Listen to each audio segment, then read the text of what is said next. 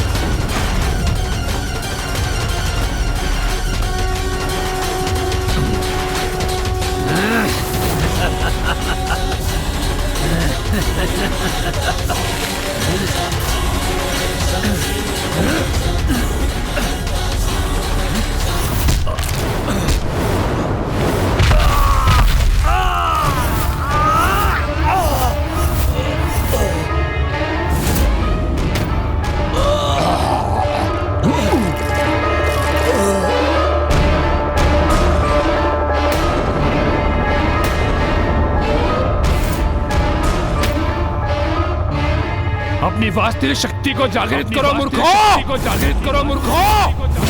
और दिखाओ इन देवताओं को कितना असाधारण सामर्थ्य है तुम्हारा।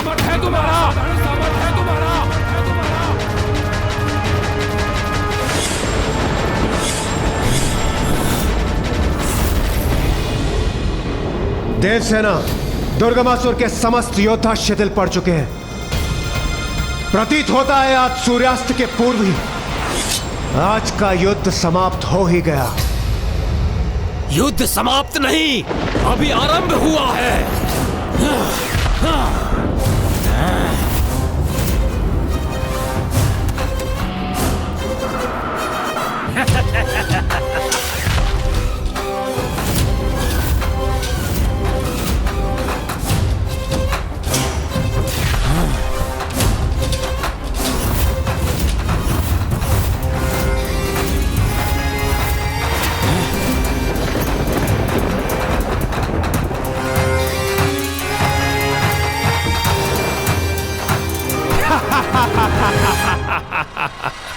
मेरे दुर्गमासुर के महायोद्धा है ये। अब ये तुम्हें पराजित करेंगे दुष्ट देवताओं।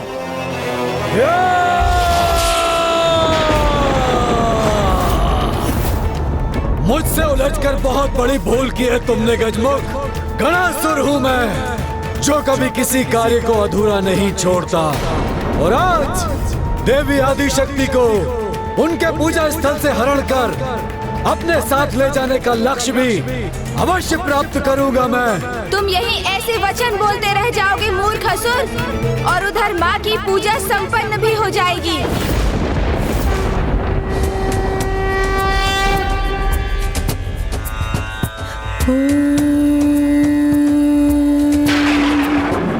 त्र्यंबकं यजामहे सुगंधिं पुष्टिवर्धनम् उर्वारुकमिव बन्धनात् मृत्युर्मुक्षयमामृतात्। ॐ त्र्यंबकं यजामहे सुगंधिं पुष्टिवर्धनम् उर्वारुकमिव बन्धनात् मृत्युर्मुक्षयमामृतात्। ॐ नमः शिवाय। ऐसा प्रतीत होता है कि देवी आदिशक्ति द्वारा किए गए जलाभिषेक का जल मेघ का रूप लेकर महादेव तक पहुंच गया है, और वही मेघ उन पर बरस कर देवी आदिशक्ति की ओर से उनका जलाभिषेक कर रहा है।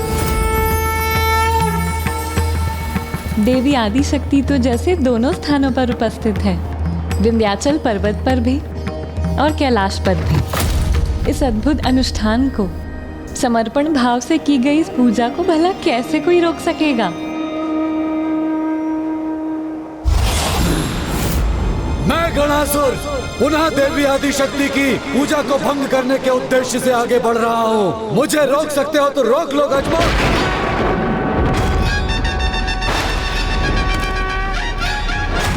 अपने अंत के उदाहरण को इतने निकट देखने के उपरांत भी सद्बुद्धि नहीं जागृत हुई ना तुम में? अभी भी दुष्टता का त्याग नहीं किया ना तुमने? तो स्मरण रहे, अब तुम्हारा अंत और भी समीप आ गया है दुष्ट। अंत तो आज तुम सभी का होगा, आज ही सूर्यास्त के पूर्व। इसलिए तुम सभी के जीवन में अब अधिक समय शेष नहीं है। सूर्यास्त में अब जितना भी समय शेष है ना, वो हमारे नहीं, तुम सभी के अंत के लिए पर्याप्त है।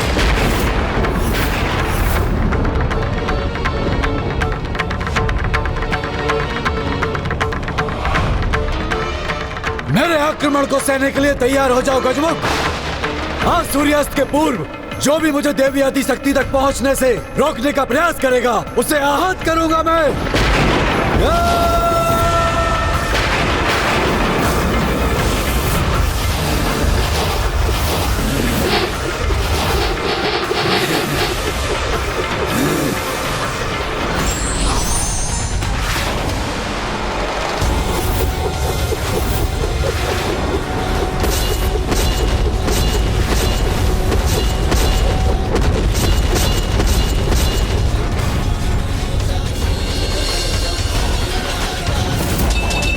देवसेना, सूर्यास्त होने में बस कुछ ही समय शेष है। हमें इन समस्त असुरों का अंत कर मां गणेश जी की सेवा में प्रस्तुत होना होगा। वो असुर अपनी 12 भुजाओं से गणेश जी पर प्रहार कर उन्हें उलझा रहा है। चिंता मत कीजिए देवराज, अच्छे कार्य के लिए मात्र इतना ही समय पर्याप्त है।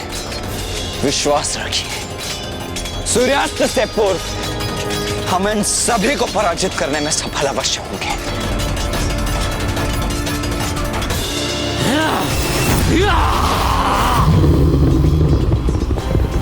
मैं अभी अपने वज्र से विद्युत शक्ति का संचार करता हूं।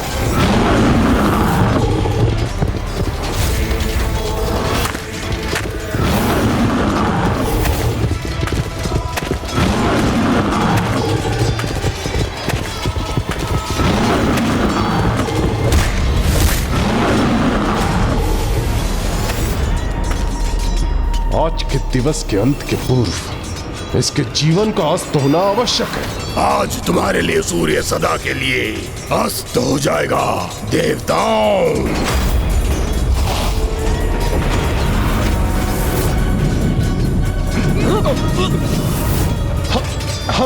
हमें कुछ स्पष्ट दिखाई नहीं दे रहा। इस असुर के मुख से उगलता विष हमें नेत्रहीन कर रहा है। पर कहां और कैसे वार करें हम इस पे?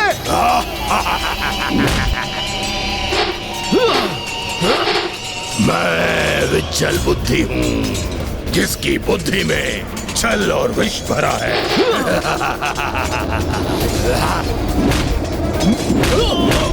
इस बार मेरे विष से तुम बच नहीं पाओगे वरुण देव।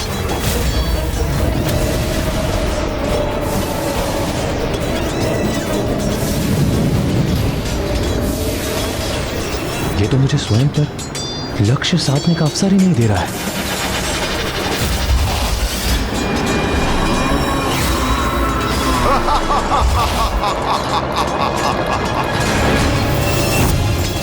इसका विषैला द्रव्य मुझे आहत कर रहा है।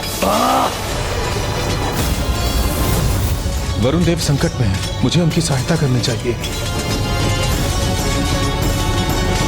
वायुदेव, इस बार तुम मुझसे कहीं नहीं बचकर जा सकोगे, क्योंकि इस बार मैं तुम्हें वायु में परिवर्तित नहीं होने दूंगा।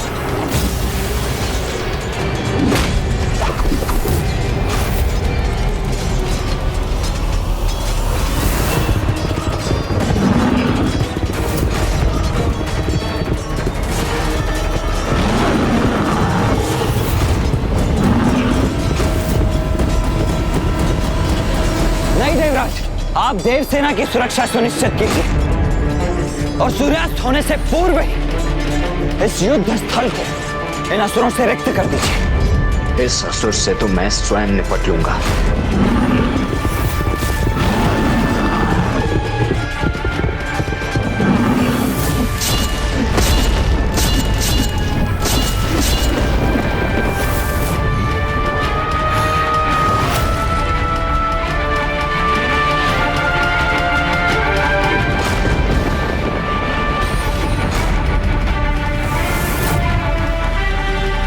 माँ के पूजा स्थल के इतना समीप पहुँच गया है ये दुष्ट। इसे तो किसी भी उपाय से रोकना ही होगा मुझे।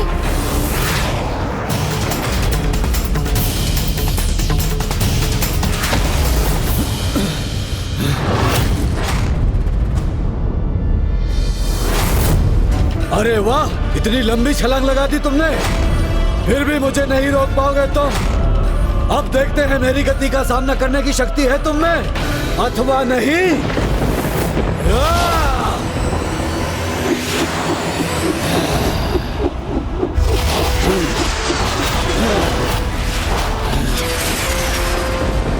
जब तक तुम इनका कोई उपाय करोगे, मैं तुम्हारी माता तक पहुंच जाऊंगा गजमोक।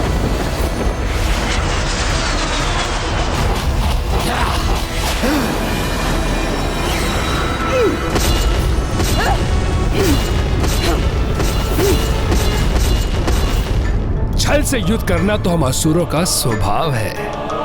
यदि ये देवता बल से हमारा सामना करने में सक्षम है भी तो क्या, किंतु मेरे सेनापतियों के कपट कौशल को कदापि पराजित नहीं कर सकेंगे। आपकी योजना है ये असुर सम्राट? हाँ असुर सम्राट, और इस योजना को तो सफल होना ही है। बस इतना ही तो चाहिए मुझे कि गणासुर उस देवी आदि शक्ति तक पहुंचकर उसे मेरे समक्ष प्रस्तुत करे।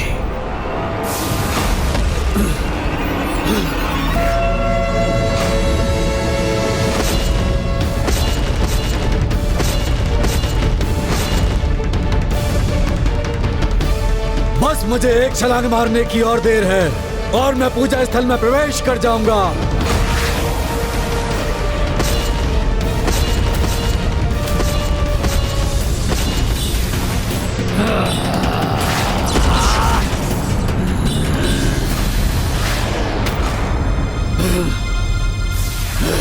ये सुरक्षा कवच गणासुर को नहीं रोक पाएगी।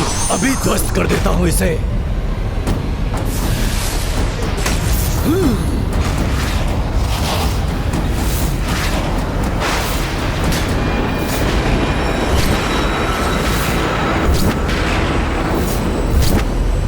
ये दुस्साहस कदापि मत करना गणासुर। ये दुस्साहस कदापि मत करना गणासुर। ये दुस्साहस कदापि मत करना गणासुर। ओह, तो ये मेरा भ्रम मात्र था, किंतु कोई बात नहीं। अभी इस गजमुख को रोककर अपने भ्रम को वास्तविकता में भी बदल देगा ये गणासुर।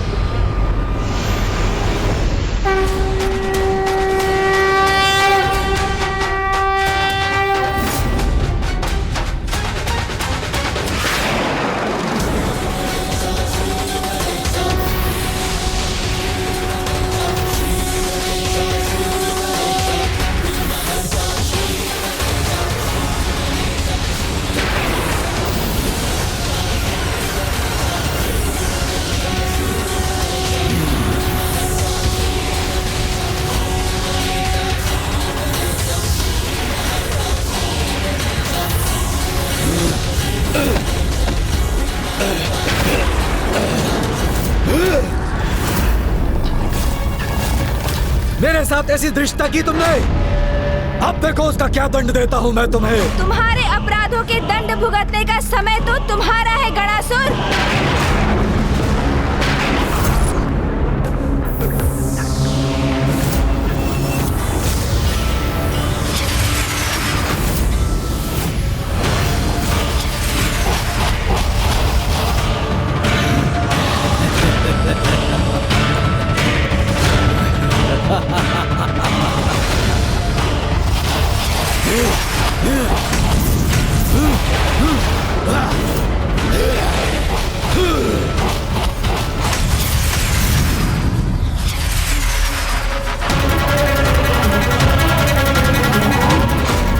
मैं अकेला था, तुम अपनी सूंड की सहायता से रोकने में सफल हुए थे गजमुख, किंतु जब मैं अपने ही समान 12 गणासुरों में विभक्त हो गया हूँ, तो मेरे इन 12 प्रतिरूपों को कैसे रोक सकोगे तुम? मेरे ये प्रतिरूप जाकर हरण करेंगे देवी आदि शक्ति का।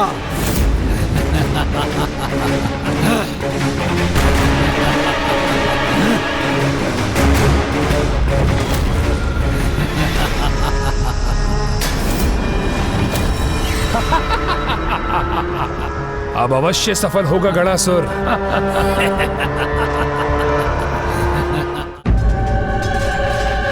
जब शत्रु छल का प्रयोग करे, छिपकर पीछे से वार करे, तो उससे युद्ध उसकी शक्ति को पराजित करने के लिए नहीं, अपितु उसकी दुर्बलता को उसकी पराजय का आधार बनाकर किया जाता है।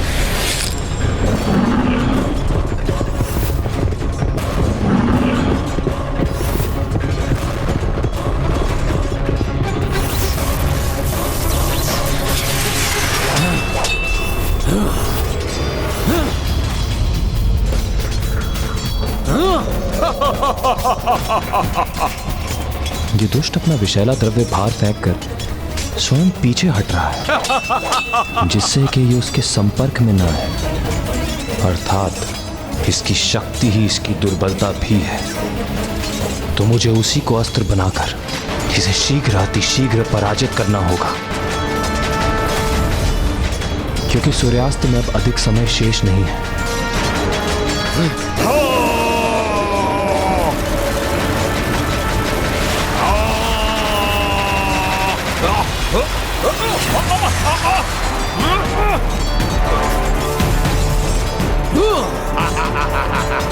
सूर्यदेव, अग्निदेव, इस असुर की सबसे बड़ी दुर्बलता इसका अहंकार है। मैं उसी का लाभ उठा के इसे बोलने पर विवश कर दूंगा। उसके पश्चात केवल उसका स्वर सुनकर हम उस पर लक्ष्य साधेंगे, और इसी प्रकार आज के युद्ध की समाप्ति से पूर्व ही हम उसे परास्त कर देंगे।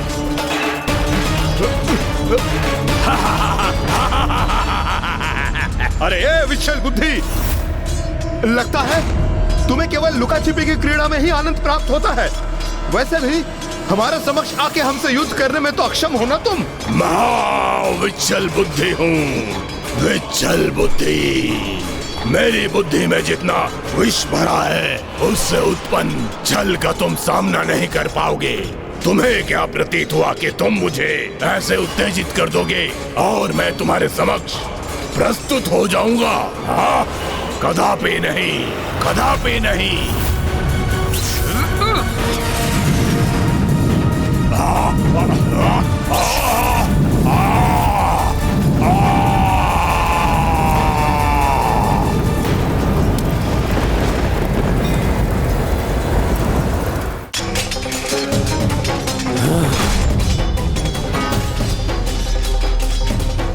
यदि ये कुछ भी विभक्त कर सकता है तो स्वयं को भी तो कर सकता है।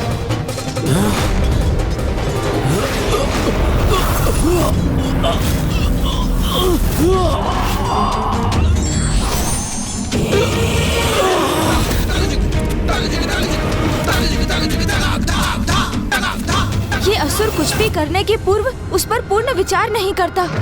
यही इसकी सबसे बड़ी दुर्बलता है। इसलिए तो स्वयं को 12 भागों में बांट दिया इसने, ये भूल कर कि यदि ये पूर्ण होता तो कहीं अधिक शक्तिशाली होता। इसलिए इसके पुनः साथ आने के पूर्व मुझे इसका उपाय करना ही होगा।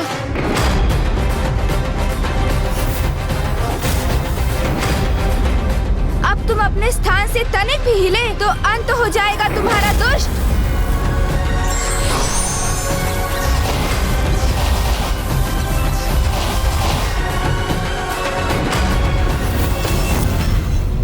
पुनः रोक दिया गजमुख ने गणासुर को,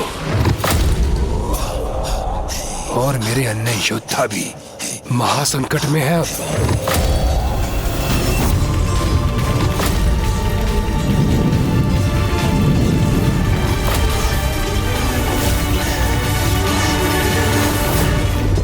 कहा था ना मैंने, आज सूर्यास्त से पूर्व ही तुम अपने काल के दर्शन करोगे। जय मां विंध्यवासिनी, जय मां आदिशक्ति।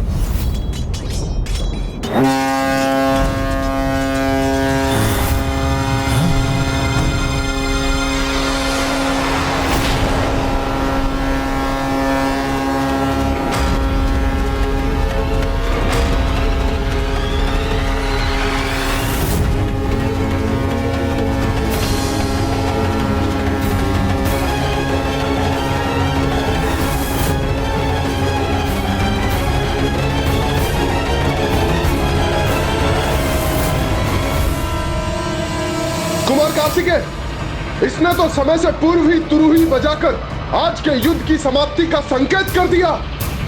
अब हम क्या करें?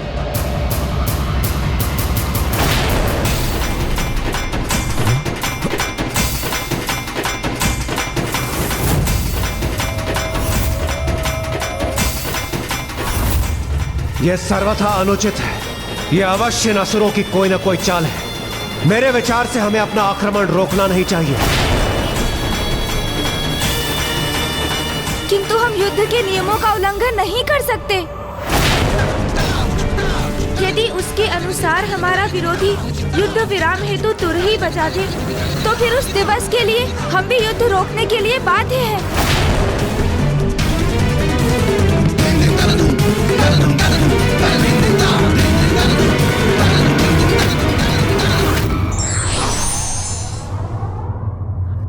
अनुशासन ही व्यक्ति को महान बनाता है, वो चाहे शांति के समय उसका पालन करे या फिर भयंकर युद्ध के समय ही।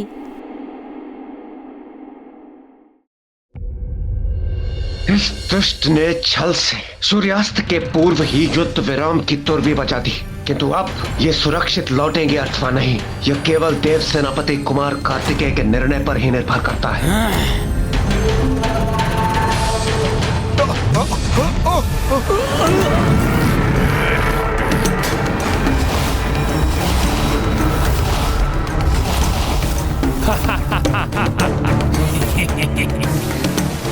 मुझे तो यही ज्ञात था देवताओं। युद्ध नियम के अनुसार दोनों पक्षों में से किसी के भी दोहरा युद्ध विराम का नाद ध्वनित होते ही युद्ध रोक दिया जाता है, किंतु तुम्हारी मुद्राओं को देखकर तो ऐसा प्रतीत हो रहा है कि तुम अपने नियमों का पालन करना ही नहीं चाहते। अरे युद्ध विराम का नाद नहीं सुना तुमने? तो क्या तुम्हारे निकट आकर पुनः उत्पन्न करूं उसे, अथवा मान लूं कि तुम स्वयं अपने नियमों का उल्लंघन करने के लिए तत्पर हो, किंतु इतना समझ लो, नियमों का पालन नहीं करोगे तुम तो मैं भी उन्हें भंग करने के लिए मुक्त हो जाऊंगा। नियम तो तुमने भंग किया है दुष्ट, क्योंकि निर्धारित यह हुआ था युद्ध विराम केवल सूर्यास्त के साथ होगा, किंतु तुमने उसके पूर्व ही युद्ध समाप्ति की घोषणा कर दी। देवराज इंद्र, दुर्भाग्यवश जहां मैं स्थित हूँ वहां से देखो तो सूर्यास्त हो चुका है। कोई मूर्ख ही होगा जो अस्त हो चुके और अस्त हो रहे सूर्य में भेद करने में असमर्थ होगा। मूर्ख पुकारो तो धृष्ट कपटी, कोई प्रभाव नहीं पड़ता मुझे, किंतु तुम्हें क्या करना है उसका निर्णय लो। यदि नियम का उल्लंघन किया तुमने तो हम नियम विहीन होकर रात्रि में भी युद्ध करेंगे और रात्रि में ही तुम्हें पराजित कर देवी आदिशक्ति पर आक्रमण कर उनकी पूजा के प्रथम दिवस पर ही उनकी पूजा को खंडित कर दूंगा। नहीं इंद्रदेव, कुछ मत कहिए, भूल हमारी ही थी और हम देवता युद्ध के नियम का उल्लंघन कर धर्म की अवहेलना कदापि नहीं करेंगे।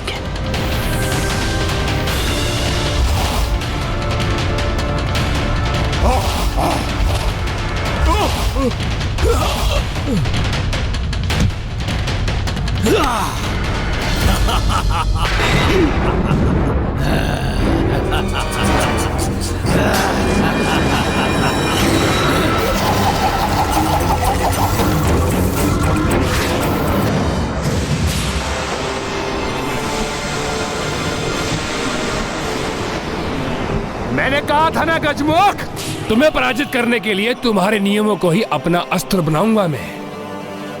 और अभी तो यह आरंभ है, आगे आगे देखो ये दुर्गमासुर क्या क्या करता है। यदि इतना ही विश्वास है स्वयं पर, तो रणभूमि में क्यों नहीं आए? यदि किसी प्रकार कल के युद्ध में सुरक्षित रह भी गए, तुम्हारी ये इच्छा भी पूर्ण कर दूंगा मैं।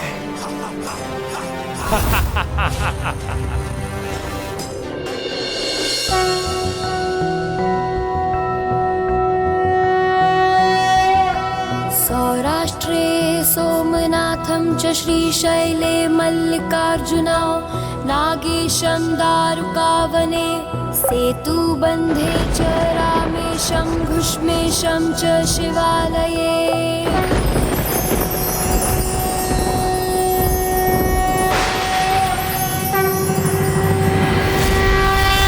पूजा के प्रथम दिवस पर देवी आदिशक्ति द्वारा शुद्ध जल के इस जलाभिषेक का कितना अद्भुत परिणाम है, जिससे महादेव पर जल समर्पित करने वाला तन मन और इंद्रियों से पावन होकर अपनी किसी भी इच्छा को पूर्ण करने में समर्थ होता है।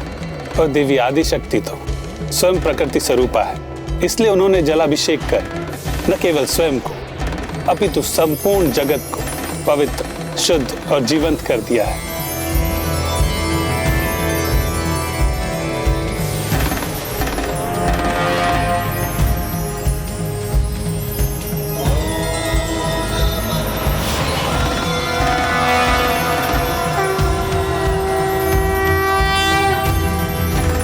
जिनका अंतर इतना शुद्ध और पवित्र हो जाता है, उनके भीतर से एक अनुपम तेज प्रकट होता है और फिर शुद्धता की वही आभा उनके विचारों में प्रदर्शित होती है। जो सुपात्र होते हैं वो जगत में व्याप्त उस शुद्धता को ग्रहण करने में सक्षम होते हैं,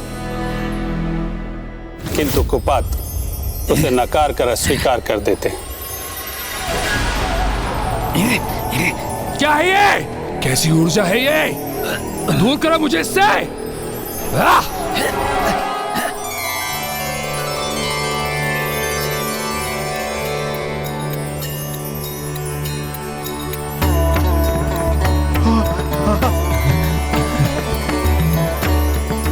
आश्चर्य है, द्वेष और क्रोध की जो नकारात्मक भावनाएं उन असुरों के प्रति थी, वो अकस्मात ही लुप्त हो गई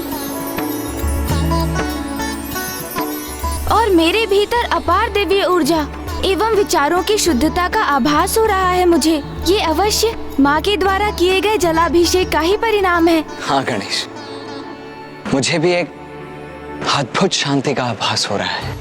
ऐसा प्रतीत हो रहा है जैसे एक और दिवस के युद्ध के लिए हमारे भीतर अतिरिक्त ऊर्जा और शक्ति का संचार हो गया है।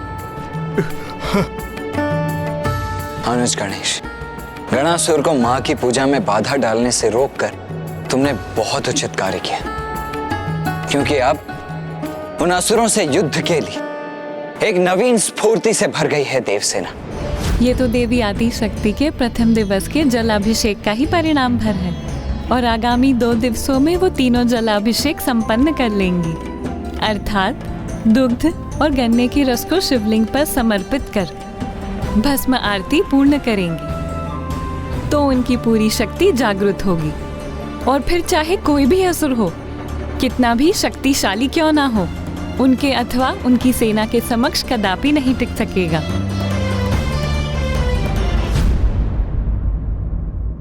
निर्णायक नहीं था आज का युद्ध, किंतु फिर भी हमने उससे सीखा कि कभी भी अपने शत्रु को कम नहीं आंकना चाहिए। उन असुरों की शक्ति को ही नहीं, अभी तो उनकी छल बुद्धि को भी पराजित करना है हमें। अर्थात अब आगे का युद्ध हमें और संयम के साथ लड़ना होगा। उचित है भैया, किंतु अभी भी उन असुरों की वास्तविक गुप्त दुर्बलता का भान कहाँ हुआ है हमें, जिससे हम उनका विनाश संभव कर सके। अजय है मेरे असुर सेनापति, उन्हें तनिक भी कोई क्षति नहीं पहुंचा सकता और आज के युद्ध से वो देवता इतना तो समझ ही गए होंगे, उस गजमुख के कारण मेरी योजना सफल नहीं हो सकी, किंतु जो आज नहीं हुआ वो कल अवश्य होगा। कल के दिवस स्वयं तामसिक माता मेरी सहायता करेगी, तब देखता हूँ वो गजमुख भला क्या करता है। तुम कहना क्या चाहते हो अनुज गणेश? यही भैया कि आपका शक्ति वेल जो कठोर से कठोर शिलाओं को भी भेद सकता है, वो उस दुष्ट अभेदी को तनिक भी क्षति नहीं पहुंचा सका।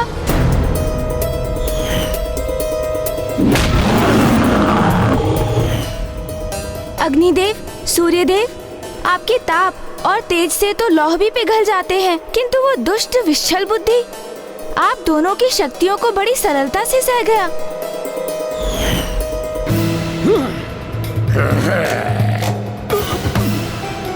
और वायुदेव, वरुण देव, इंद्रदेव, आपके अस्त्र भी उन दुष्ट असुरों का संहार करने में असफल रहे।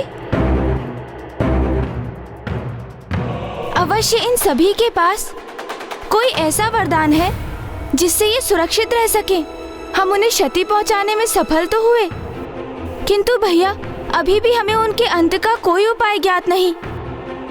और यही कारण है कि दुर्गमासुर ने इन्हें अपने महायोद्धा सेनापति पद पर उन सभी को स्थापित किया है, क्योंकि इन सभी की मृत्यु का कोई ना कोई भेद अवश्य है। अर्थात जब तक हम उनका भेद ज्ञात नहीं कर लेते, हम हमारे शत्रु को केवल आहत ही कर पाएंगे, उनका अंत नहीं कर सकेंगे। और ये युद्ध इसी प्रकार चलता रहेगा। गणेश जी, आप यही कहना चाहते हैं ना? माँ की 2 दिवसों की पूजा अभी शेष है, और किसी भी अवस्था में इन 2 दिवसों में हमें इन असुरों का अंत कर माँ के कार्य को सरल बनाने का प्रयास करना है।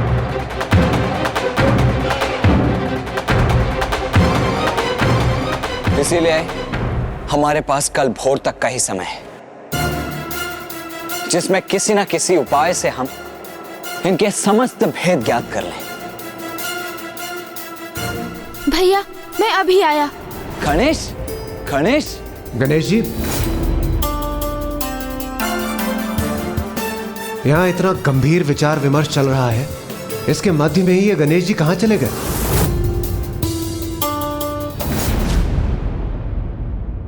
असुर सम्राट, हमें सचेत रहना होगा।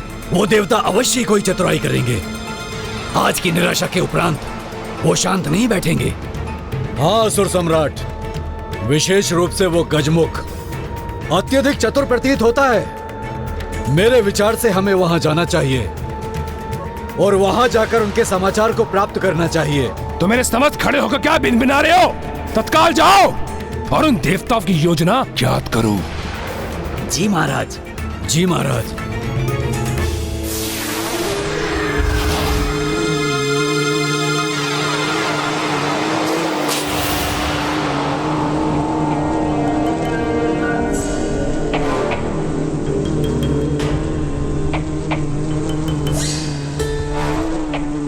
देवताओं से उनकी गुप्त योजना ज्ञात कर ये सूचना मैं पहुंचाऊंगा सम्राट तक। नहीं भ्राता, ये समाचार तो मैं दूंगा उन्हें और उनके मुख से अपनी प्रशंसा प्राप्त करूंगा। और मुझे ज्ञात है कि ये समाचार हमें कहाँ प्राप्त होगा।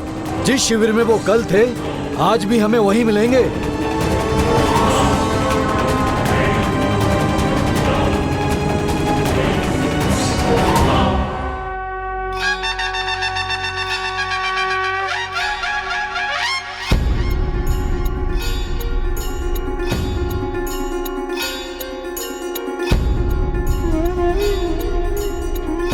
गणेश जी, ये क्या है? ये लड्डू है देवराज जी।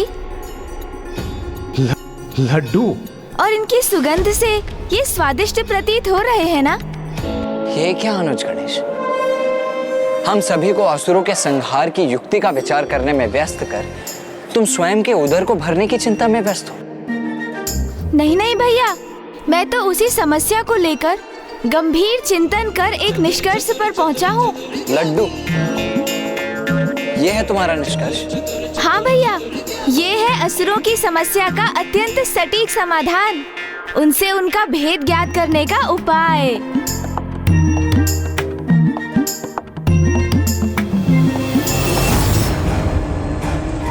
मैं तुमसे पूर्व पहुंचा हूँ तो असुर सम्राट को ये समाचार मैं ही दूंगा।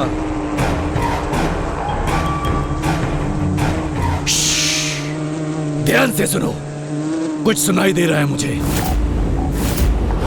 ये कैसा उपाय है गणेश? दिवस में युद्ध और रात्रि में शांति, यही निश्चित हुआ था ना भैया। तो मैं इन लड्डुओं के साथ असुरों के शिविर में शांति संदेश लेकर जाऊंगा।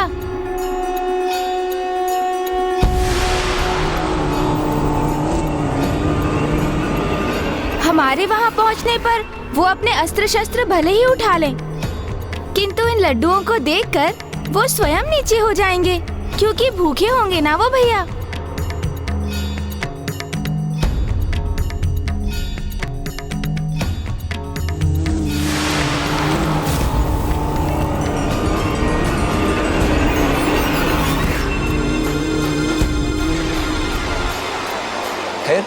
फिर हम उन्हें अपने लड्डुओं से ललचाकर, अपने मीठे मीठे शब्दों से उन्हें भ्रमित कर, उनके सभी भेद स्वयं हमें बताने पर विवश कर देंगे उन्हें।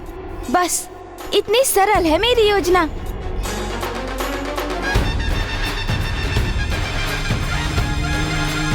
किंतु ये योजना तो तभी सफल हो पाएगी ना गणेश, जब उन असुरों को इस योजना की तनिक भी भनक तक ना हो।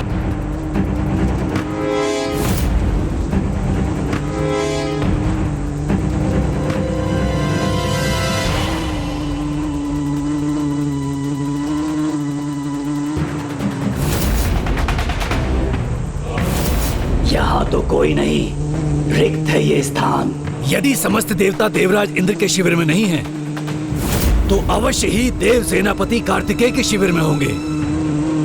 आओ, उन्हें चलकर वहां देखते हैं। उचित, हमें सतर्क रहना होगा, जिससे उन्हें यह ज्ञात ना हो कि आप वहां क्यों गए। और तुम्हारा वहां अकेले जाना भी उचित नहीं है गणेश, क्योंकि उन असुरों का विश्वास नहीं किया जा सकता। कहीं नियमों का उल्लंघन कर रात्रि काल में ही युद्ध आरंभ न कर दें।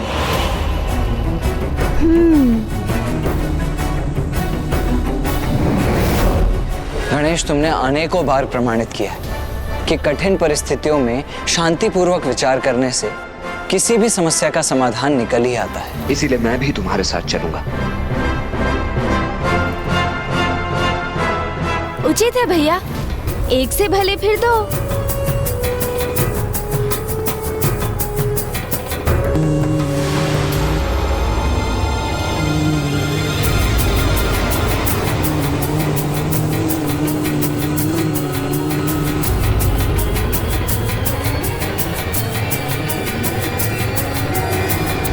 अन्य सभी देवता हैं यहाँ, तो कुमार कार्तिकेय और गजमुख गणेश कहाँ हैं? प्रतीत होता है हमें यहाँ पहुँचने में विलंब हो गया है। वो अपनी योजना क्रियान्वित कर चुके हैं।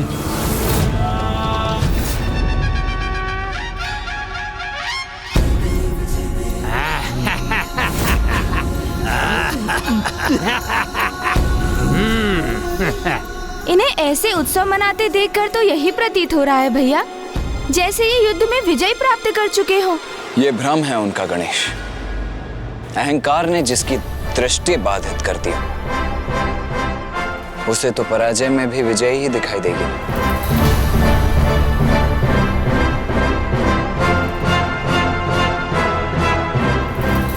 आज के समान मेरे सेनापति पुनः विजयी हो और देवताओं की टोली उन्हें तनिक भी क्षति ना पहुंचा सके और देवी आदि शक्ति तक पहुंचने का उपाय प्राप्त हो। उनके प्रथम दिवस की पूजा संपन्न तो हो चुकी होगी, किंतु 2 दिवस की पूजा को मैं बाधित कर सकूं, उसके लिए मुझे तामसिक माता की सहायता लेनी होगी। अब मैं सर्वशक्तिशाली हूं। युद्ध में विजय प्राप्ति के लिए अपनी उस शक्ति का प्रयोग कैसे करूं, इसमें तो वही मेरा मार्गदर्शन कर सकती है।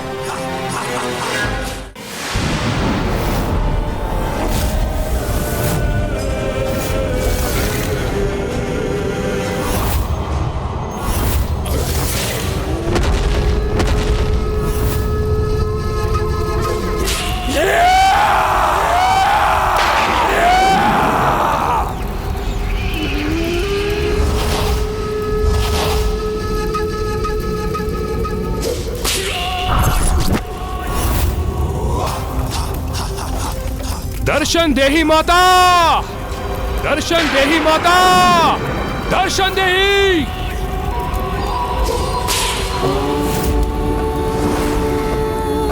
नमः शिवाय।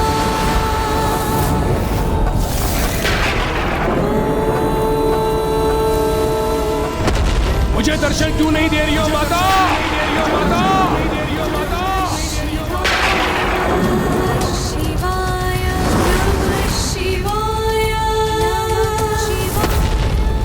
मेरा स्वर नहीं पहुंच रहा क्या आप सब? नहीं पहुंच रहा क्या आप सब? नहीं पहुंच रहा क्या आप सब? माता, माता, माता।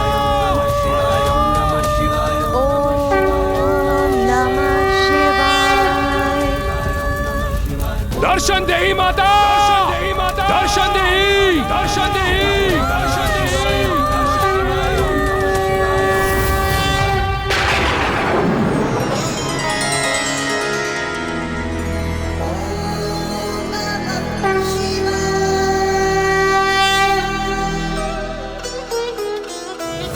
दर्शन देही माता, दर्शन देही माता, दर्शन देही माता, दर्शन देही। आज इस दुष्ट की पुकार तामसिक माता तक कदापि नहीं पहुंच सकेगी, क्योंकि तामसिक माता माँ के साथ पिताश्री अर्थात जगत पिता महादेव की पूजा में लीन है।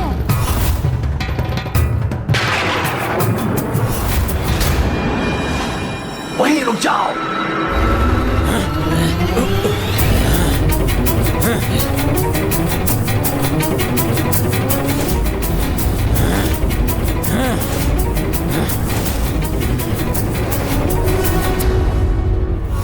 अरे अरे, हम यहाँ युद्ध करने के लिए नहीं आए हैं असुर जी, जो आप ऐसे सावधान हो गए। हमारी शत्रुता तो सूर्योदय से सूर्यास्त तक ही है। दिवस हो अथवा रात्रि, देवता सदा हमारे शत्रु थे और सदैव हमारे शत्रु ही रहेंगे। असुर जी, हमें शत्रुता निभानी होती तो हम इस युद्ध विराम के समय कोई अस्त्र शस्त्र धारण कर यहाँ पहुँचते ना, किंतु हमारे हाथ में तो लड्डू की टोकरी है।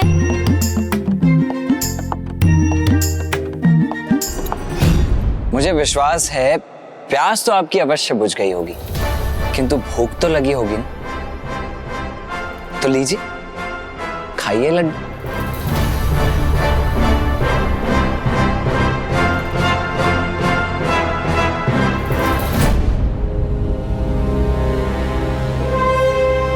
संकोच मत कीजिए असुर जी, आप सब तो लड्डुओं का भोग कीजिए और इसमें चिंता का कोई भी कारण नहीं है, क्योंकि आपके असुर सम्राट ने स्वयं इस युद्ध विराम के नियम को स्वीकार किया है। चतुर चतुर चतुर चतुर ज्ञानी। हाँ, खाइए ना, खाइए।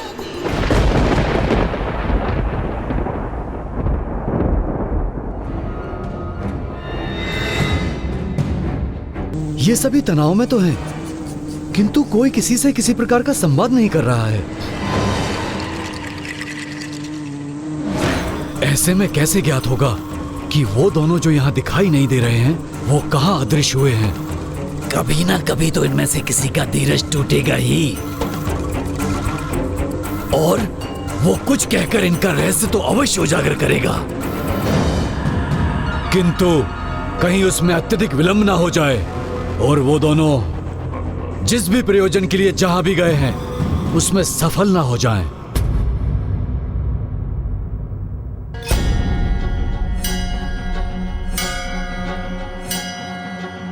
जिस उद्देश्य से मैं यहाँ आया हूँ, उस योजना में मुझे सफलता तो अवश्य ही मिलेगी दुष्ट असुरों।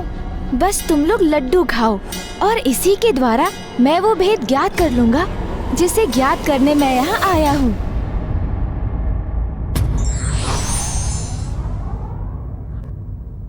कभी कभी कठिन से कठिन प्रतीत होने वाला कार्य भी एक सरल युक्ति से सिद्ध हो सकता है। ओहो, आप सभी को लड्डू चाहिए, किंतु यहाँ जितने असुर हैं, लड्डू उनसे कहीं कम है, तो फिर इन्हें कैसे बांटें? हाँ, एक उपाय है। आप में से जो भी कोई एक विशेष बात बताकर अपनी योग्यता प्रमाणित करेगा, वही हमसे लड्डू पाएगा। कैसी विशेष बात बतानी होगी हमें? कोई भी विशेष बात, जैसे यहाँ की कोई विशेष बात, और हाँ, तुम्हारे सेनापति का कोई विशेष गुण भी। गणेश, सेनापति के विषय में ज्ञात करना है तो उन्हीं से पूछ लो। इन साधारण सैनिकों को क्यों मूर्ख बना रहे हो?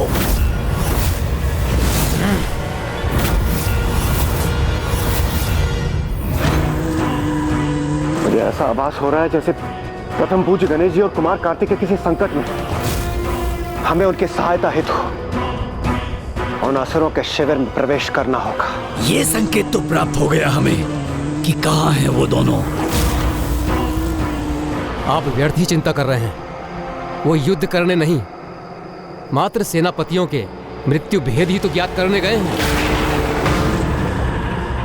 हम यही उनकी प्रतीक्षा करेंगे।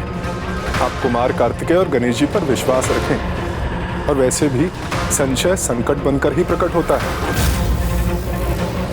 विनाश लोचन भ्राता, हमें शीघ्र लौटना होगा। हाँ भ्राता नाशलोचन, और असुर सम्राट को इनके छल के प्रति सचेत करना होगा।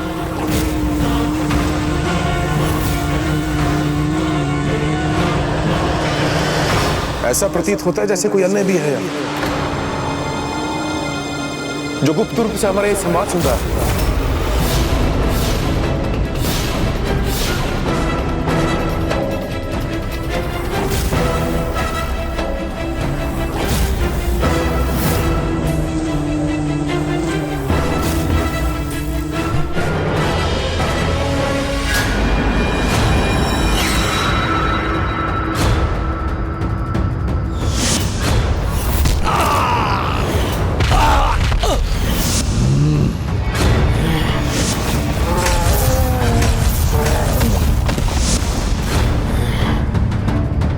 अनुज गणेश, सावधान हो जाओ, स्थिति विकट होने की पूर्ण संभावना है यहाँ।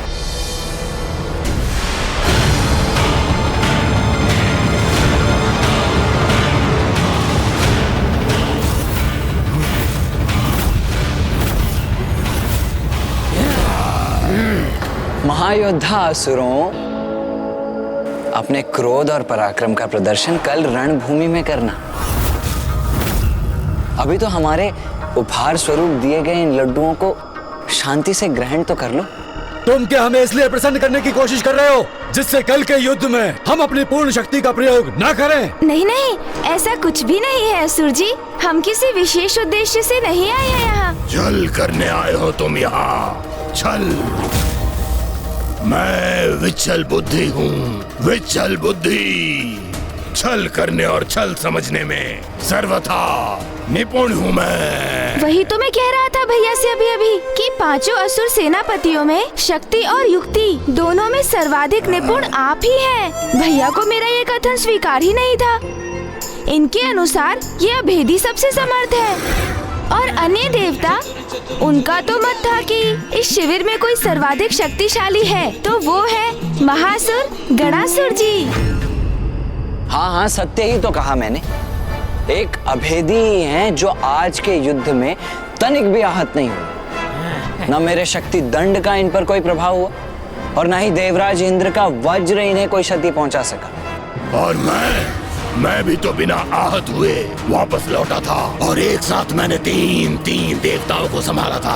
अब असुर सेनापतियों में सर्वाधिक शक्तिशाली कौन? मैं विचल बुद्धि। मैं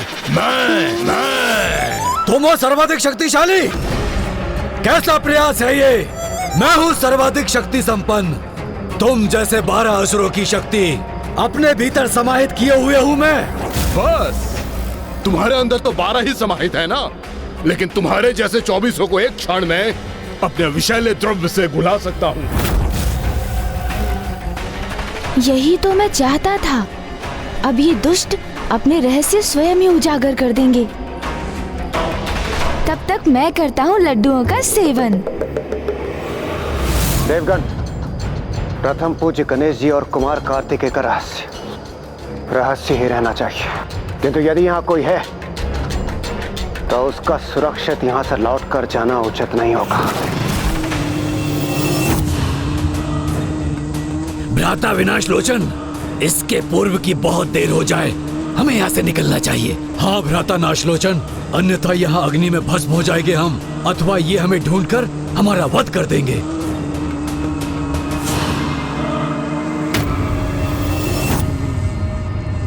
देवगण,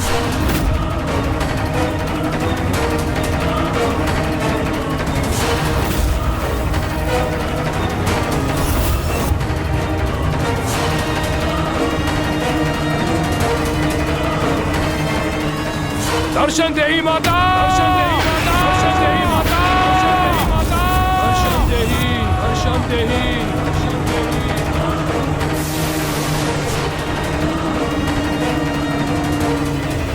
दर्शन देही माता, दर्शन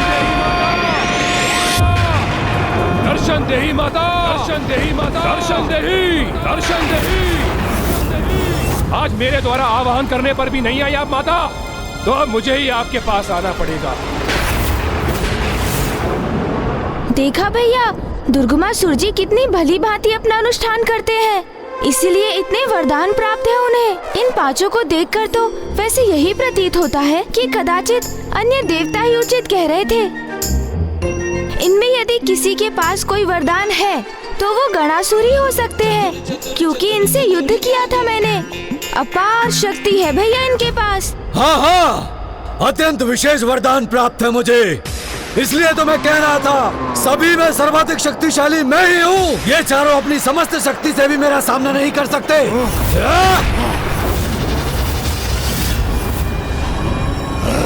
हम चारों अपनी संयुक्त शक्ति से भी नहीं कर सकते तुम्हारा सामना।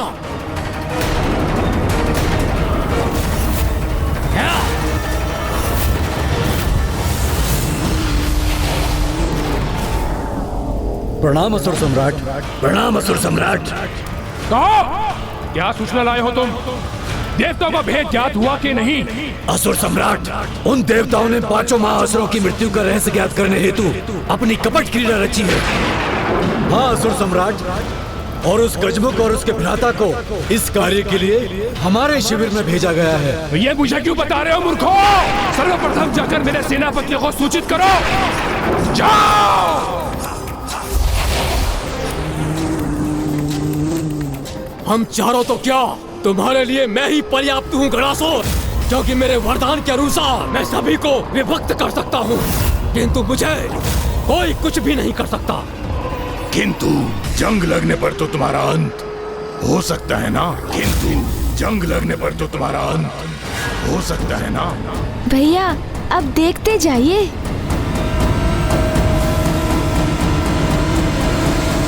हम शीघ्र सावधान करेंगे उन्हें। किंतु मेरा अंत कोई नहीं कर सकता। स्वयं अग्निदेव और सूर्यदेव भी मुझे क्षति नहीं पहुंचा सके, स्वयं वो भी। परंतु मैं कर सकता हूँ तुम्हारा अंत, क्योंकि मुझे तुम्हारे गुप्त रहस्य भली भांति ज्ञात है। सभी अष्टभुजा जीवों के समान तुम्हारे भीतर भी 3 हृदय हैं, और अगर तीनों को एक साथ नष्ट कर दिया जाए तो तुम्हारा अंत भी निश्चित है। और मैं अपने विषैले द्रव्य से पल भर में सभी का अंत कर सकता हूँ। किंतु मेरा नहीं तुम मुखा, मेरा नहीं, अभेदी हूँ मैं। कोई अस्त्र शस्त्र मुझे भेद नहीं सकता, किंतु तुम्हारे अंत के लिए तो बस कोई अस्त्र तुम्हारे एक मुख से भीतर जाके दूसरे मुख से बाहर आ जाने के बाद ही तुम ढेर हो जाओगे, किंतु मुझे कोई ढेर नहीं कर सकता। मैं अभेदी हूँ, तुम सबसे शक्तिशाली हूँ मैं। किंतु कीचड़ में भी तो तुम्हारी शक्ति निम्न हो जाती है ना, वहाँ तो तुम्हें सरलता से कुचला जा सकता है, किंतु मुझे तो न कीचड़ में, न जल में, न पृथ्वी पर, न पृथ्वी के नीचे कहीं कोई मेरा वध नहीं कर सकता। इसीलिए तो सर्वशक्तिशाली हूँ मैं।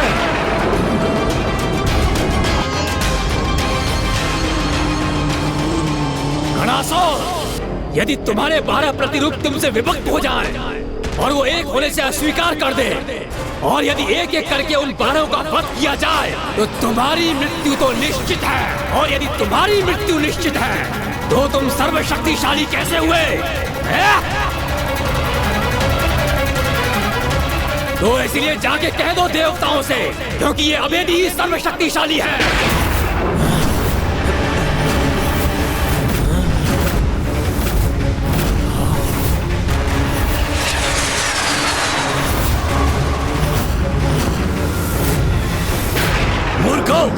वो दोनों यहाँ आए और तुम पांचों को मूर्ख बनाकर चले गए। मूर्ख हो तुम सभी, जो अपनी मृत्यु का उपाय स्वयं अपने हाथों से अपने शत्रुओं को सौंप दिया।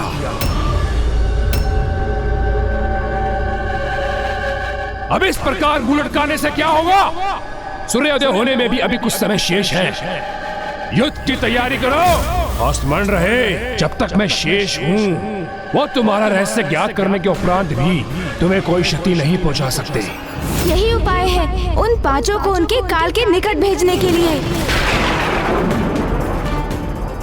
अब जब हमें ये ज्ञात हो ही गया है कि उन सभी का अंत कैसे संभव है, तो हमें उन सभी को अकेले घेर कर एक एक करके उनका अंत करना होगा, जिससे उनमें से कोई भी मां की दूसरे दिवस की पूजा में बाधा उत्पन्न न कर सके।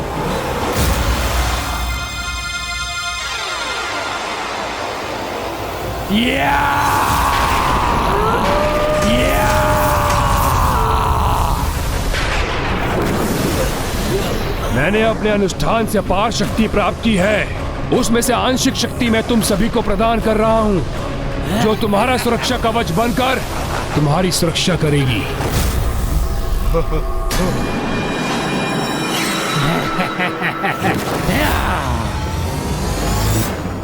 द्वितीय दिवस के दुग्धाभिषेक के पश्चात माँ की बस एक ही दिवस की पूजा और शेष रह जाएगी। इसीलिए आप तैयार हो जाइए देवगण। आज के युद्ध के आरंभ का शंखनाद होने में अब अधिक समय शेष नहीं है।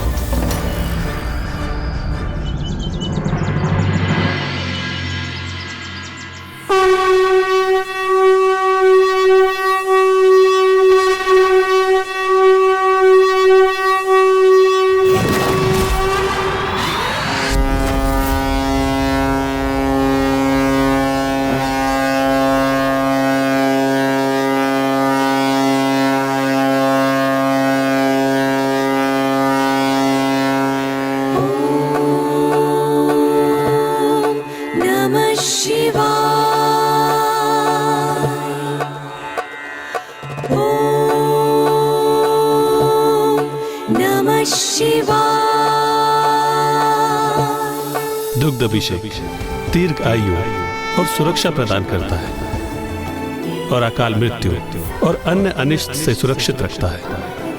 आज इस दुग्ध अभिषेक का सूर्य अस्त के पूर्व संपन्न होना अनिवार्य है, ताकि कल देवी आदिशक्ति गन्ने के रस से अभिषेक कर भभूत आरती के पश्चात अपने तीनों दिनों की पूजा संपन्न कर सके और दुर्गमासुर के वध हेतु युद्ध भूमि में प्रस्तुत हो सके। देवी आदि शक्ति द्वारा ये दुग्ध अभिषेक अवश्य पूर्ण होगा। नमः शिवाय।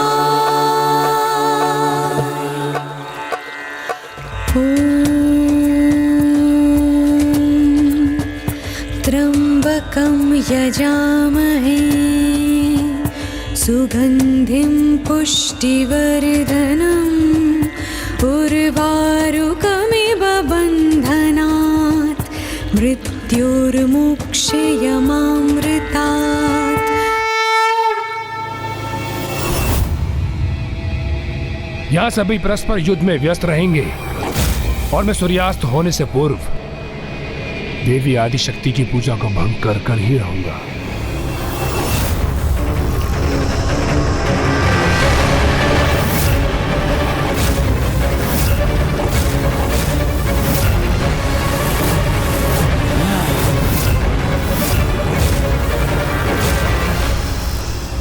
देवताओं, तुम कुछ भी कर लो, किंतु हमारा सामना कदापि नहीं कर सकोगे।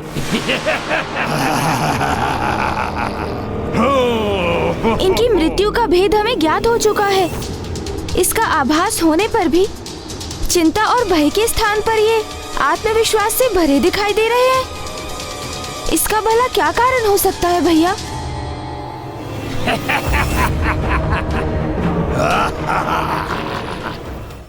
युद्ध का नाद तो मैं ध्वनित कर चुका हूं देवताओं, तो फिर एक टुक क्यों देख रहे हो? ओ, समझा? अपनी माता उस देवी आदिशक्ति की प्रतीक्षा कर रहे हो क्या? हम तो तुम्हारी सेना को एक अवसर दे रहे थे दुर्गमासुर, कि वो अभी भी पीछे हटकर अपनी रक्षा कर ले, किंतु इन्हें देखकर तो ऐसा प्रतीत होता है कि तुम्हारी भांति ये भी अपने विनाश को आतुर हो रहे हैं। तो उचित है तो इनकी ये इच्छा भी पूर्ण किए ही देते हैं।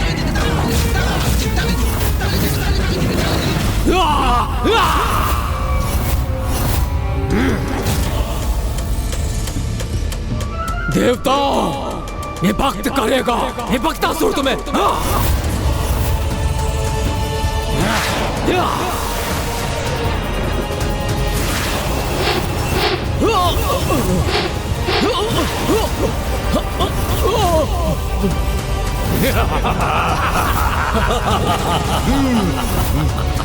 विभक्तासुर का अंत तो तभी निश्चित होगा जब उसकी तंत्रिका तंत्र में जंग उत्पन्न हो जाएगी और उसके लिए हमें जल और वायु तत्व की आवश्यकता पड़ेगी। अर्थात ये कार्य हमें ही करना होगा वायुदेव। ये कार्य तो मैं सहर्ष करूंगा वरुणदेव।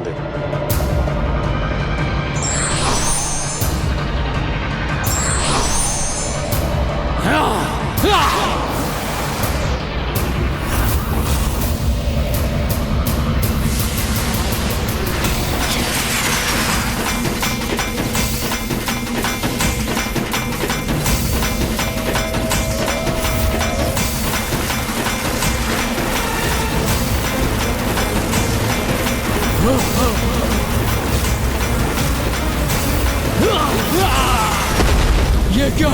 जल और वायु दोनों मेरी तंत्रिका पर।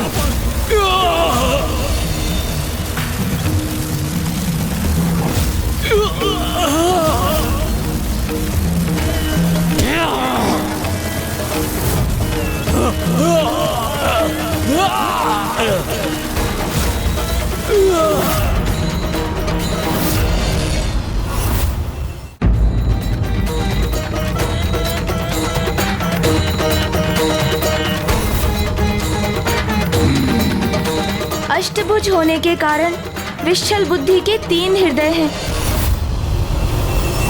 जिस पर एक साथ अस्त्र प्रहार होने पर ही उसकी मृत्यु संभव है।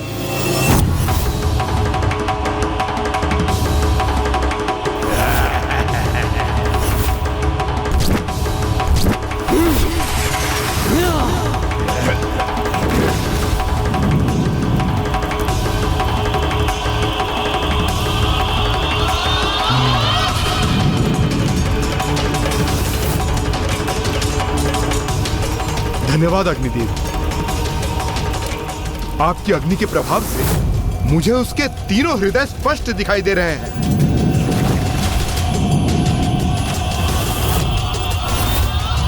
अपने अंतिम श्वास गिन लो। ये अस्त्र प्रहार मेरे लिए घातक सिद्ध हो सकता है। अब मैं कैसे करूं अपनी रक्षा?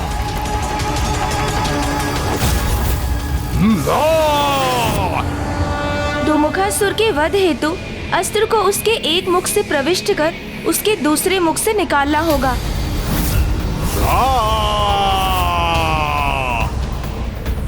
संयम धर, उचित समय पर वार करूंगा इस पर मैं।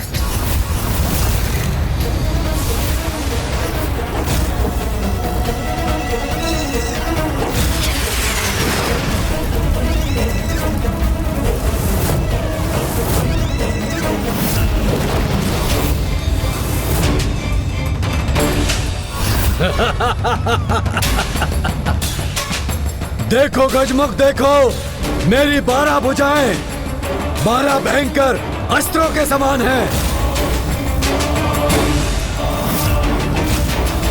गणासुर का वध तो तभी संभव है जब उसके 12 हाथ उससे विलग होंगे, और अब ये विलग होकर रहेगा।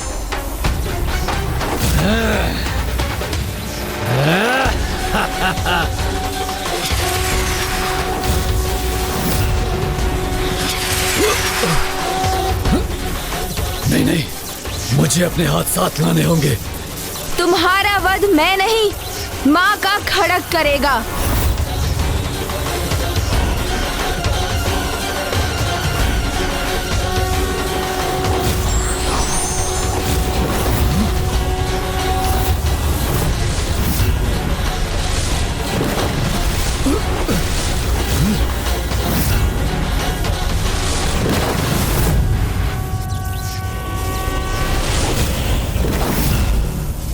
अब देखो देवताओं के सेनापति अभेदी तुम्हें कैसे धराशायी करता है। इस अभेदी की शक्ति कीचड़ में क्षीण पड़ जाती है।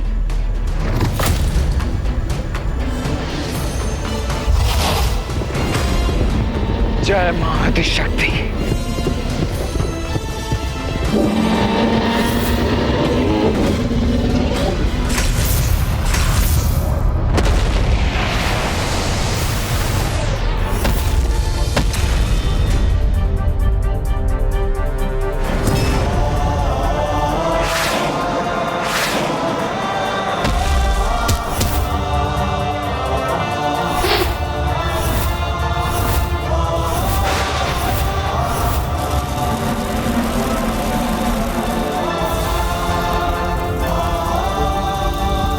आज का यह सूर्योदय इन दुष्टों का अंतिम सूर्योदय होना चाहिए।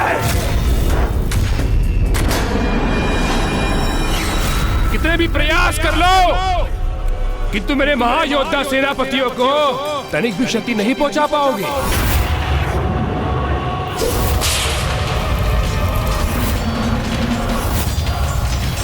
ये क्या? हमने तो इनके सभी महायोद्धाओं को पराजित कर दिया, फिर भी ये दुष्ट ऐसा क्यों कह रहा है? कहीं हमसे कोई चूक तो नहीं हो गई? किंतु क्या?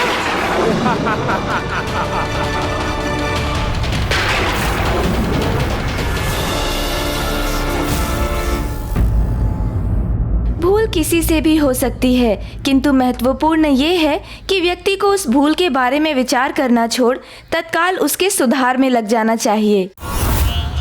आज का यह सूर्योदय इन दुष्टों का अंतिम सूर्योदय होना चाहिए।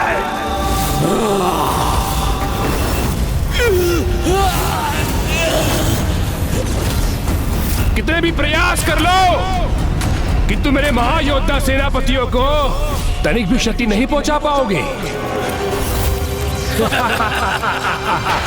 आज मात्र क्षति नहीं पहुंचाएंगे हम, अभी तो इन दुष्टों का अस्तित्व ही मिटा देंगे।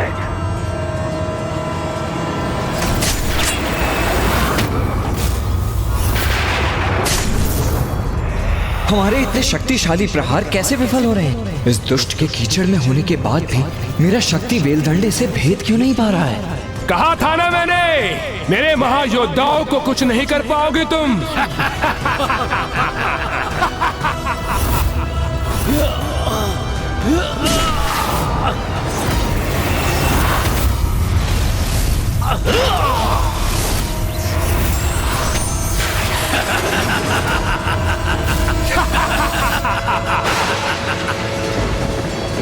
ये क्या वरुण देव, हमारी शक्तियां असुरों को हाथ क्यों नहीं कर पा रही हैं?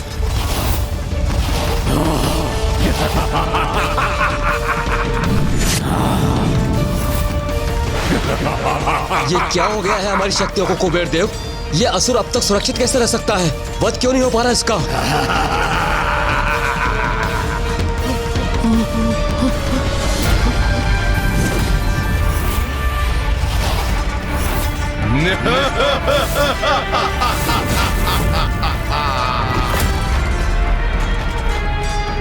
इनकी मृत्यु का रहस्य तो हमें इनसे ही प्राप्त हुआ था, फिर भी ये सुरक्षित क्यों है? क्या हुआ गजमुख? स्तब्ध क्यों रह गए? क्या प्रतीत हुआ था तुम्हें? अपनी चतुराई का प्रदर्शन कर हमारे भेद ज्ञात कर लोगे और हमें आहत करने में सफल होगे तुम, किंतु अब तुम्हारी युक्ति तुम्हीं पर भारी पड़ेगी।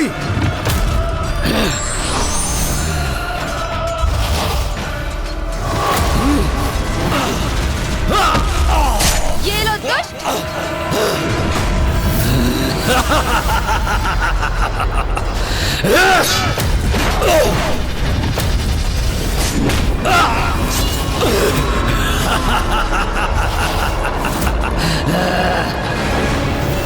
इसके चारों ओर ये कैसी ऊर्जा है?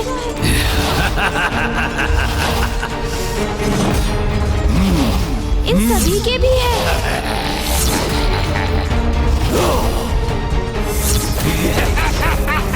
प्रतीत होता है कोई आसुरी शक्ति इनका कवच बनकर इनकी रक्षा कर रही है, अर्थात इन्हें आहत करने हेतु सर्वप्रथम इस कवच रूपी ऊर्जा को नष्ट करना होगा।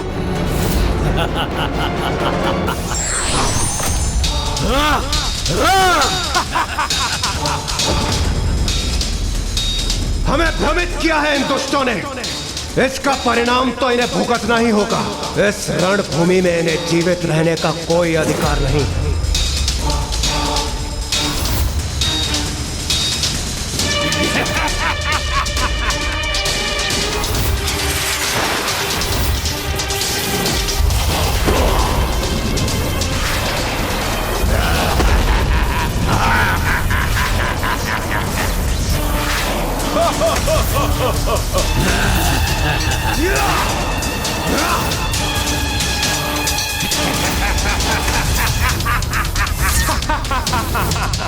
हमारे संयम का बहुत लाभ उठा चुके हो तुम दोस्तों, अब उसे भंग करने का परिणाम भी भुगतो।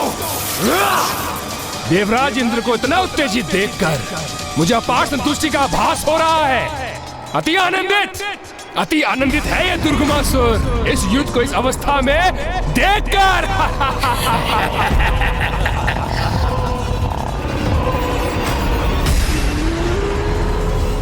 एक बात सदा स्मरण रखना, कभी भी पर्याप्त विचार किए बिना स्वयं को युद्ध में नहीं झोंकना चाहिए।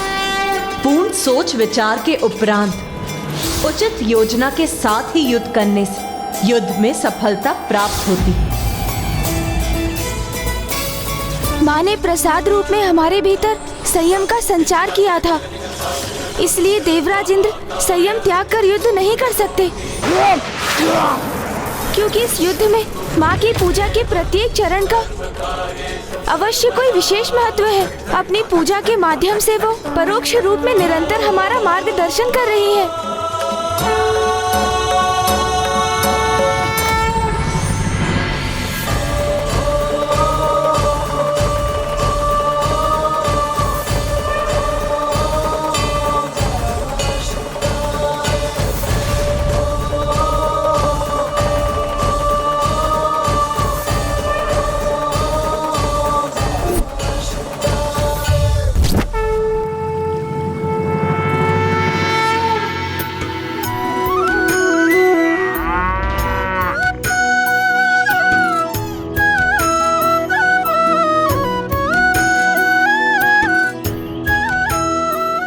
सूर्यास्त तक विश्राम नहीं करेंगे हम। देवी आदिशक्ति द्वारा किए जाने वाले प्रभु के दुग्ध अभिषेक हेतु निरंतर दुग्ध प्रस्तुत करना हमारा परम कर्तव्य है।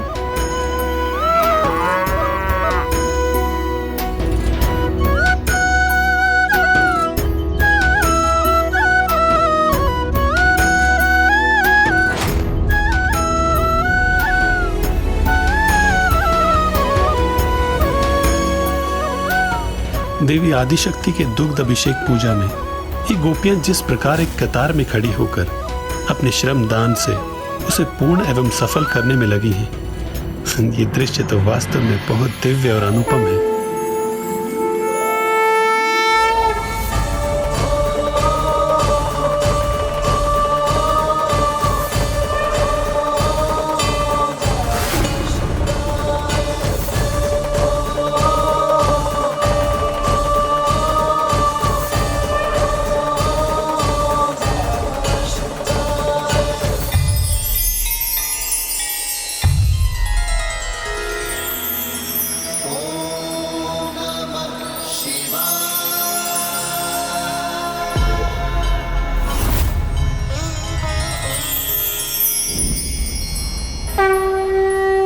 भक्त मनुष्य हो या भगवान, वो अपने आराध्य को जो भी पूर्ण भक्ति भाव से अर्पित करता है वो उन तक पहुंच ही जाता है। उसके लिए उसे किसी माध्यम की आवश्यकता नहीं। किंतु जिन्हें इस भक्ति की शक्ति का अनुमान नहीं होता वो ही इस भक्ति को भंग करने का स्वप्न रखते हैं।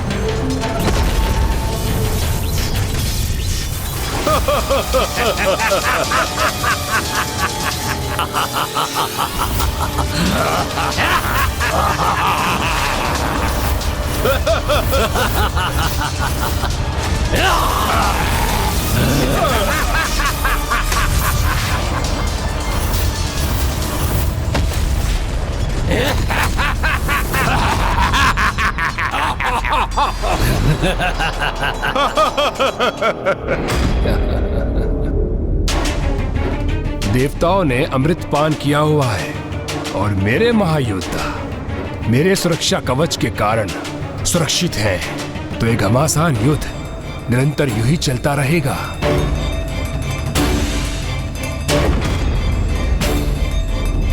इसलिए अब मेरे द्वारा देवी आदिशक्ति की पूजा में व्यवधान उत्पन्न करने का सर्वथा उचित अवसर है।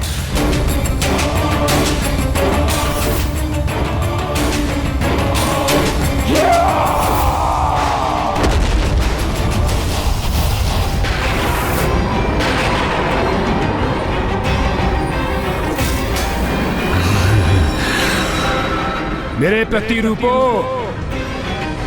मेरे समान शक्ति संपन्न हो तुम, इसलिए जाओ देवी आदिशक्ति की पूजा को भंग करने के लिए जो आवश्यक हो वो करो।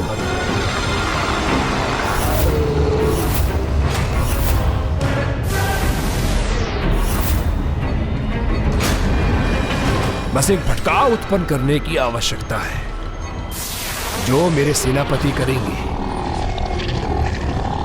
मेरी ऊर्जा का एक भाग तो उनके भीतर है ही, बस उनमें वृद्धि करने की ही आवश्यकता है।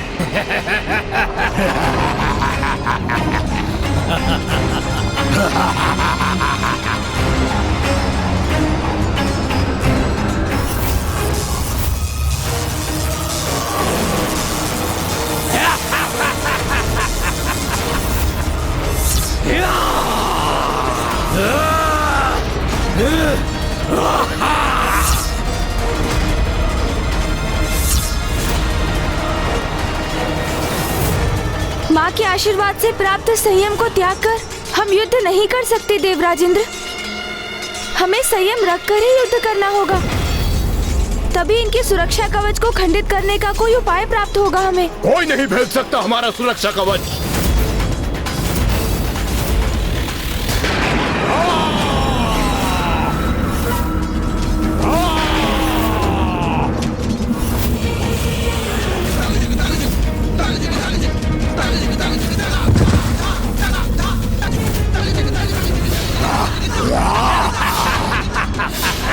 हमें अपनी सेना के समक्ष क्रमबद्ध होकर बिना शुरू से उसकी सुरक्षा करनी होगी।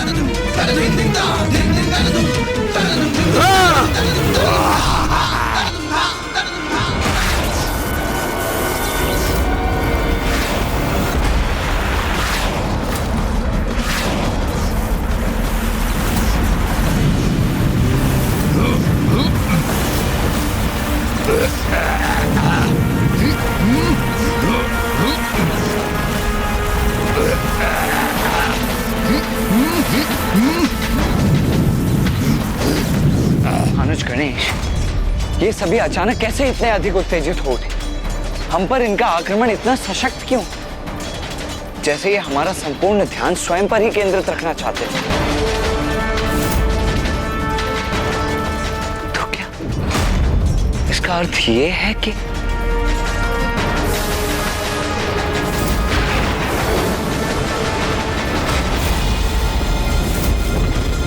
दुष्ट दुर्गमासुर हमें भ्रमित कर रहा है।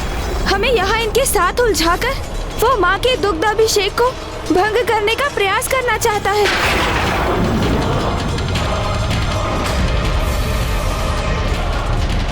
मैं उसे ऐसा कदापि नहीं करने दूंगा, रोक दूंगा मैं उसे। भैया, आप वहाँ जाकर उसे रोकिए।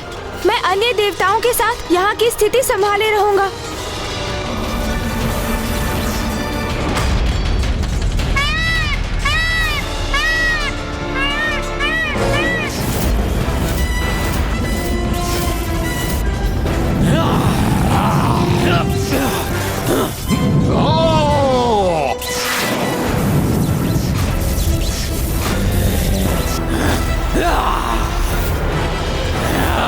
प्रथम पूज्य गणेश जी, आपने संयम धरकर युद्ध करने के लिए कहा था। इस प्रकार हम अपना संयम कैसे रखें? इन पर तो हमारी शक्तियों का कोई भी प्रभाव नहीं हो रहा है। हमें शीघ्र कोई समाधान करना होगा, अन्यथा ये दुष्ट हाहाकार मचा देंगे और देव सैनिक ऐसे ही आहत होते रहेंगे। गणेश जी, इस प्रकार तो इन्हें रोकना बहुत कठिन है।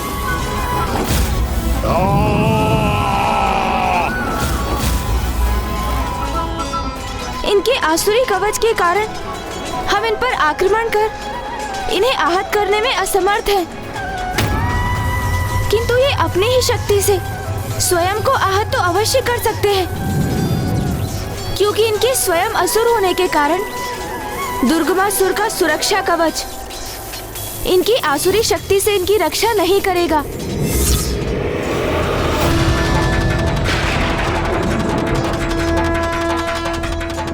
अर्थात हमें इनसे एक दूसरे पर आक्रमण कराना होगा। हाँ सूर्यदेव, और ये करना तो अधिक कठिन नहीं होना चाहिए, क्योंकि असुर होने के कारण संयम इनका स्वभाव नहीं, और जो युद्ध में संयम धारण नहीं करते वो कोई ना कोई भूल तो अवश्य ही कर बैठते हैं, इसलिए इसके पूर्व कि ये हमारी सेना को और क्षति पहुंचाए, हमें किसी प्रकार इन्हें देव सेना से दूर खींचना ही होगा।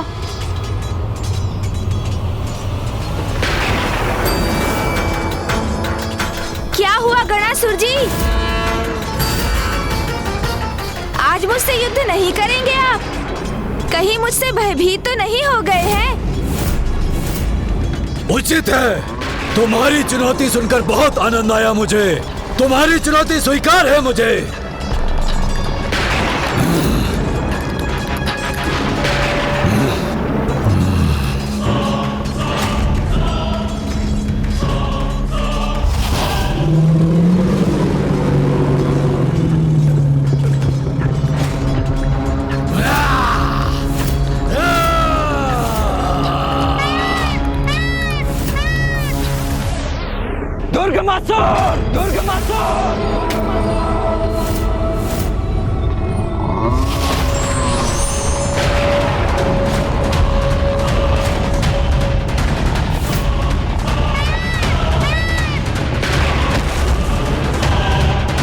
अब और आगे जाने का दुस्साहस मत करना दुर्गमासुर।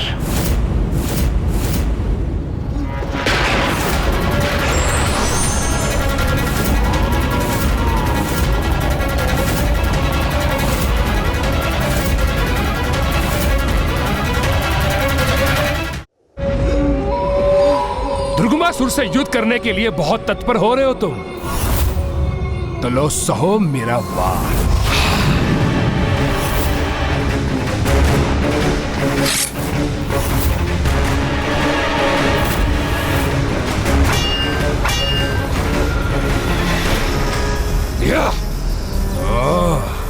दिखने में तो युवक हो, किंतु अपनी आत्मरक्षा करने का सामर्थ्य भी रखते हो, तो क्या आक्रमण कर। मुझसे युद्ध करने की कुशलता है तुम में?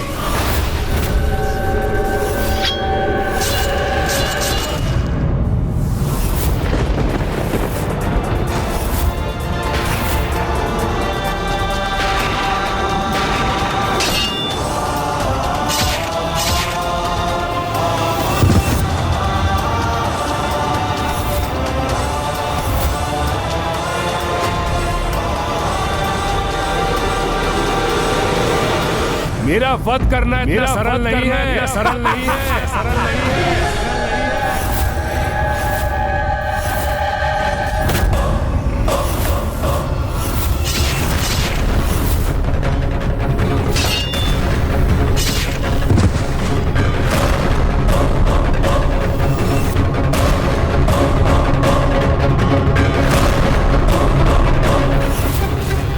रुक जाओ, रुक जाओ।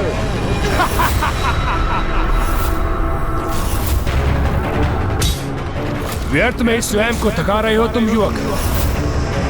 कदाचित तुम्हें मेरे वरदान का ज्ञान नहीं है। आप मुझे ये वरदान दीजिए कि मेरी मृत्यु एक स्त्री के हाथों से ही हो, किंतु वो ऐसी स्त्री हो जिसने वर्षों तक अपनी पलकें न झपकाई हो। जैसी तुम्हारी इच्छा वत्स। तथास्तु, तथास्तु। इसका रूप हो अथवा प्रतिरूप, इसका अंत तो मां के हाथों ही नियत है।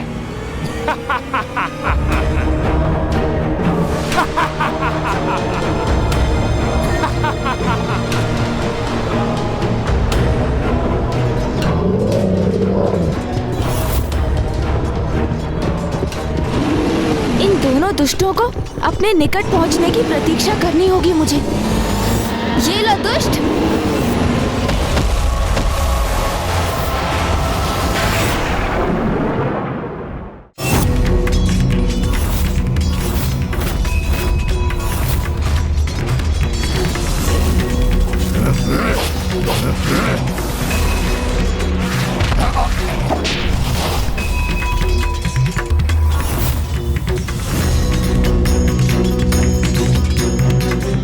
शीघ्र मैं वहां पहुंचूंगा और अपना कार्य सिद्ध करूंगा।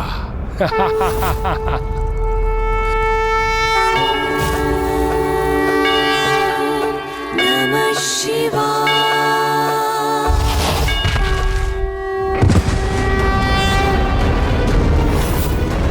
तुम्हारे जैसे दुष्ट असुर के लिए ऐसे पवित्र स्थान पर प्रवेश करना इतना सरल नहीं है दुष्ट।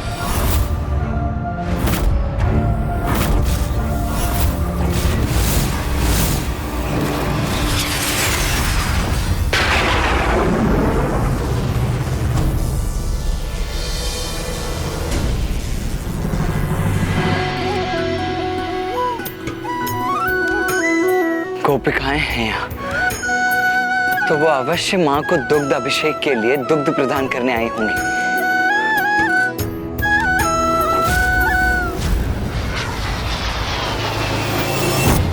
इसका इससे आगे बढ़ना संभव प्रतीत तो नहीं हो रहा है, इसीलिए मेरे यहाँ रुकने का कोई लाभ नहीं है।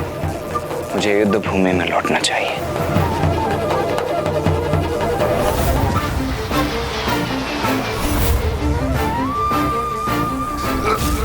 किसी भी अवस्था में पहुंचूंगा वहां, भंग अवश्य करूंगा देवी आदिशक्ति का अनुष्ठान। कदापि सफल नहीं होने दूंगा उसे।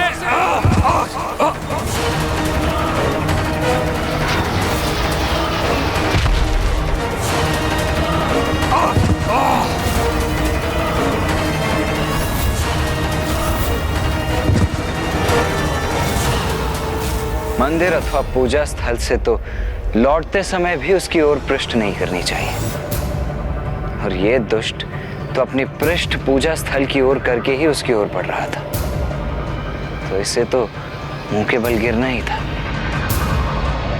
मां की पूजा इतनी साधारण पूजा नहीं है जिसे कोई भी असुर आकर भंग कर सके।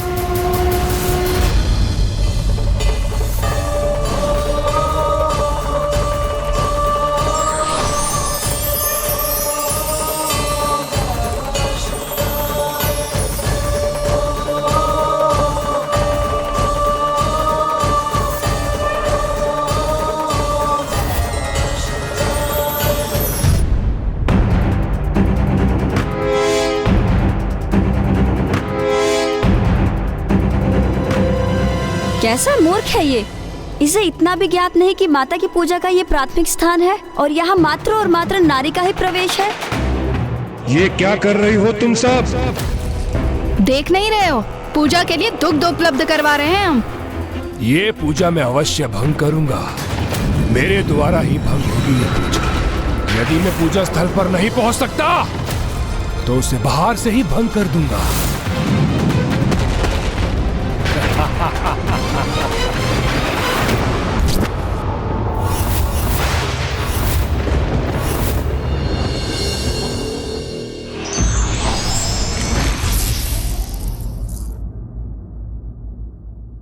पापी व्यक्ति कभी ईश्वर की लीला को समझ नहीं पाता, इसलिए वही अज्ञानता भविष्य में उसके विनाश का कारण भी बनती है।